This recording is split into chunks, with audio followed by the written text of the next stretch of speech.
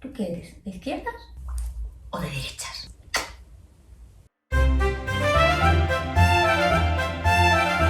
Estamos ya muy habituados a colocar movimientos políticos, ideologías en un segmento, en la extrema derecha, derecha, centro, izquierda y extrema izquierda.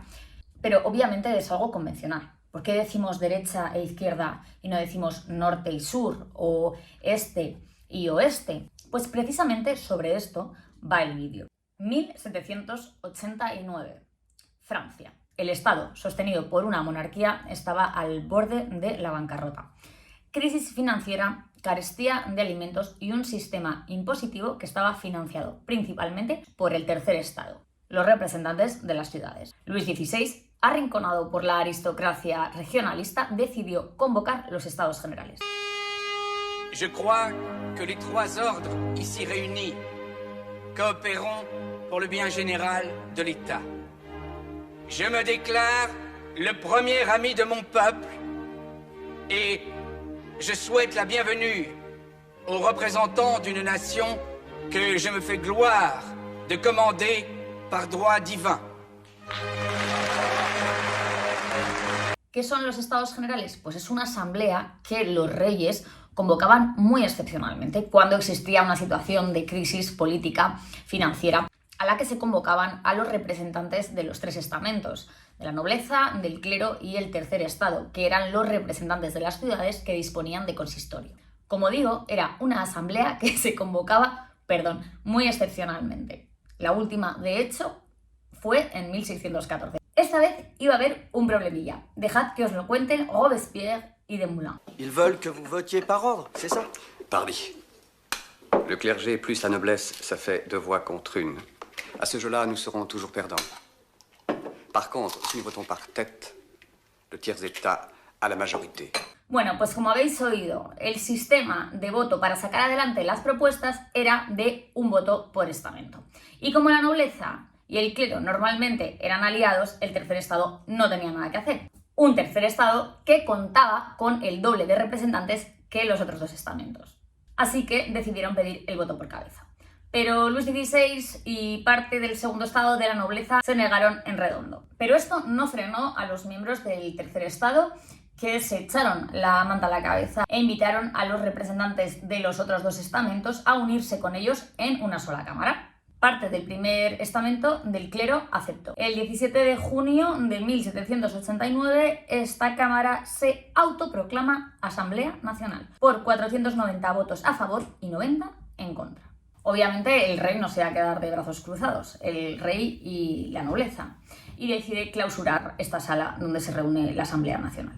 Sin embargo, los representantes del tercer estado están ya totalmente on fire y deciden continuar con sus reuniones, esta vez en la sala del juego de palma, que era un antecedente, que es un antecedente del tenis y también de la pelota vasca. Ahí pronunciaron lo que se conoce como juramento del juego de palma. Mediante este juramento prometieron no separarse hasta que dotaran al Estado francés de una constitución.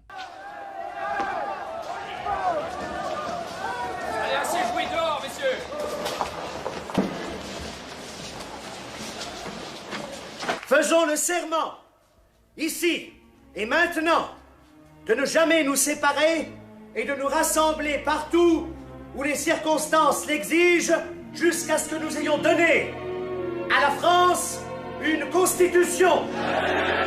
En la Asamblea Nacional hubo un grupo que se sentó a la derecha del presidente y otro a la izquierda. A la derecha, aquellos que creían en el veto real. ¿Qué era esto del veto real? Pues que el rey, con solo quererlo, podía bloquear cualquier iniciativa de la Asamblea.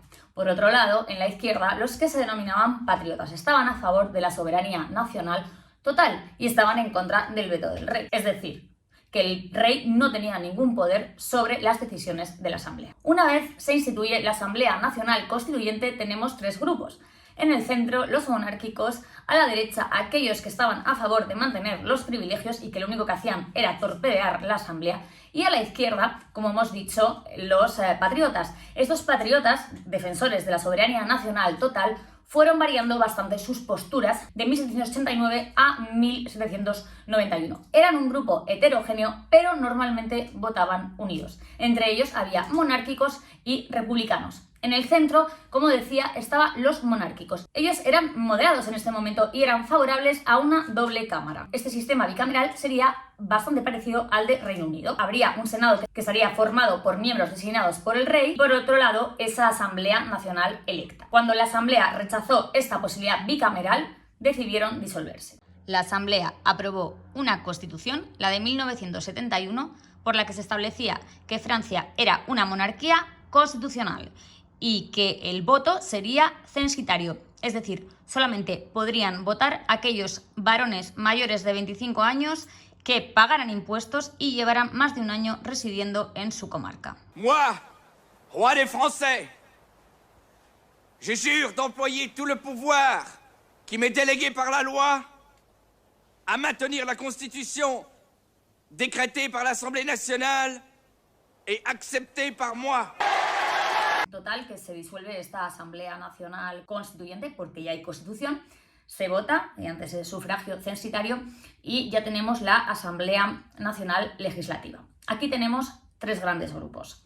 A la derecha nos encontramos con los moderados del Club de los Feuillants, que eran 260 monárquicos. Estaban a favor de una monarquía constitucional y en contra de la agitación popular, que era lo que estaba intentando promover los jacobinos. De hecho, este grupo político, que viene del Club de los Feuillants, al que solamente podían acceder los ciudadanos activos, es decir, los que pagaban impuestos, se crea en primer lugar para intentar contrarrestar la fuerza de los jacobinos, que iban a ganar cada vez más y más importancia dentro de la Asamblea. La influencia de los Feuillants termina muy pronto y de hecho su jefe, Barnave, su líder, iba a terminar en el cadalso, guillotinado. Esto iba a ser en 1793 porque se les terminó acusando de realistas y de traidores y de no estar a favor de la revolución. Luego, por otro lado, menos numerosos, tenemos a los jacobinos. En este momento tenían 136 diputados. Estos eran republicanos, estaban a favor de la soberanía popular y por ende propugnaban el sufragio universal.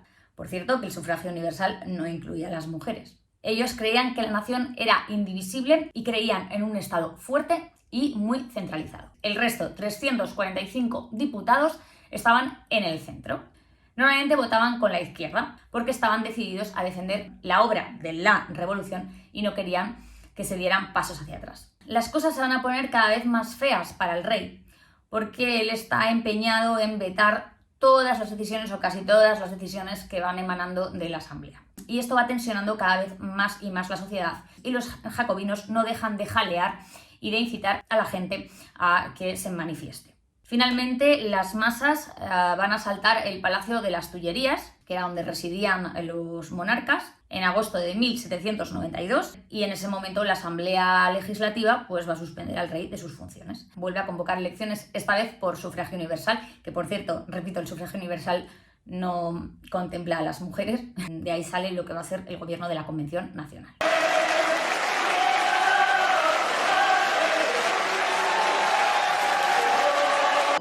En ce jour mémorable où la Convention nationale, élue par tous les Français, se réunit pour la première fois, je mets aux voix la proposition du citoyen Collot d'Herbois, proclamer à la face du monde que la monarchie est abolie en France. El nuevo Parlamento elegido declaró el fin de la monarquía y proclama la Primera República Francesa. Por esta Convención Nacional de este gobierno había personas que eran más moderadas y otros más radicales y que al principio los moderados tuvieron mayor poder.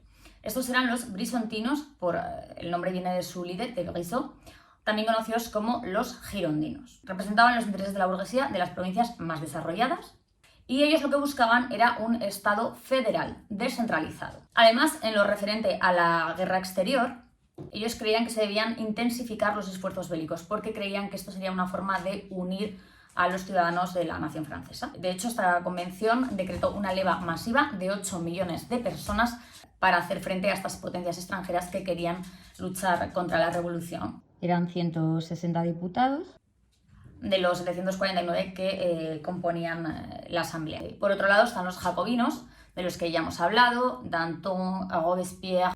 Ellos creían en, ya hemos dicho, en un Estado centralizado, en un Estado fuerte y en hacer hincapié en la consolidación de la revolución y no tanto en estas guerras exteriores contra las potencias extranjeras. Resulta que los jacobinos creen, como Rousseau, que la soberanía nacional está en el pueblo y no en un dirigente o cuerpo gobernante. Sin embargo, era un mal menor imprescindible. De acuerdo con esos conceptos, desarrolló su propio modelo de representación política. Ellos creían que el Parlamento debía estar constantemente vigilado y coaccionado por el poder popular. Esto evitaría las desviaciones en sentido contrario a la revolución. Y así surge un doble poder, porque por un lado está el poder del Parlamento y por otro lado está el poder de la calle. El del Parlamento, depositario de la soberanía nacional, y otro de carácter físico y coactivo, que está encarnado por los activistas del ala extremista de los jacobinos.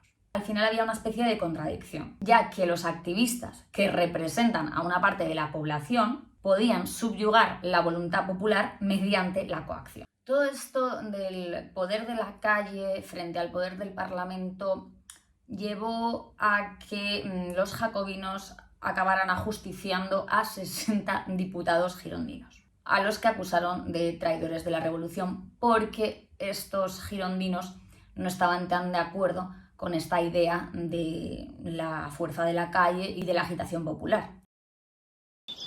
Les hommes qui avaient accepté la révolution, qui ont tout au moins reconnu qu'un changement était nécessaire, se sont maintenant retournés contre elle.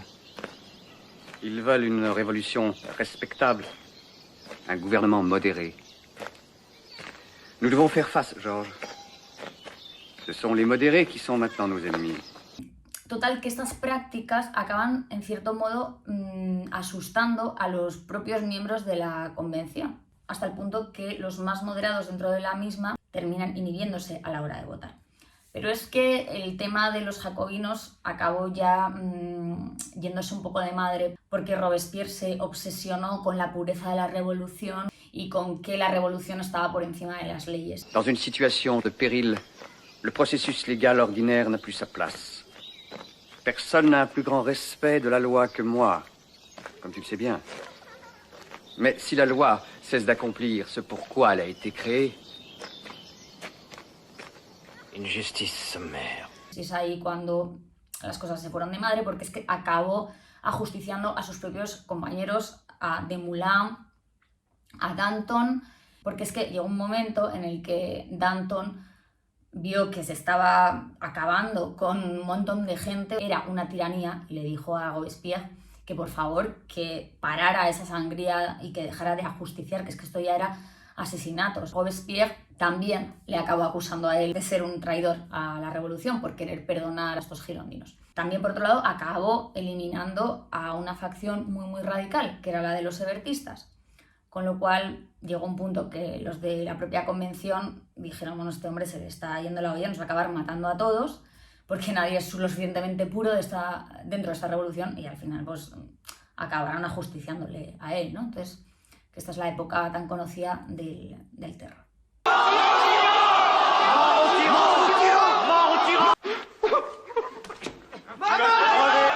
Arrière! Ces sièges sont ceux des honnêtes gens que vous avez assassinés! Allez, je propose un décret d'accusation contre Robespierre! Je passe le décret aux voix.